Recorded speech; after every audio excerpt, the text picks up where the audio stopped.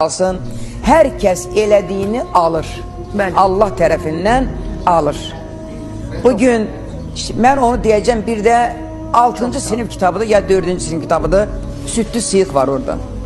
Bir uşaq, yox, elə deyəcəm, qoy bir də insanlar bilsin ki, bir 4-cü də ya 6-cı Azərbaycan dilindədir. Bir uşaq çox kasıbdır, ana corab toxur, uşaq satır. Müəllimə keçəndə görüşanlərdə çoxlu corab var. Deyir, niyə satmamsan? Deyir, müəllimə, yaydı, corab getmir. Deyir, gedək bizə. Aparır, uşaqdan corabın hamısını götürür. Uşaq kövrəlir, deyir, açsan, deyir, acam. Yayma deyirik, süddaş deyirik, bu südlü sıyıq var. Bir boş qab, ye get. Uşaq yeyir, gedir. Vaxt olur, şans olur, uşaq ürək cərrah olur. Allah həkimlərə can sağlığı versin. Amin. Amin. Bir dənə asiyentə gəlir ki, sənan həkim, bəs bir xəstə gətiriblər, ölür, amma ödəməsini eləyə bilmir. Gəlir, görür, müəlliməsidir.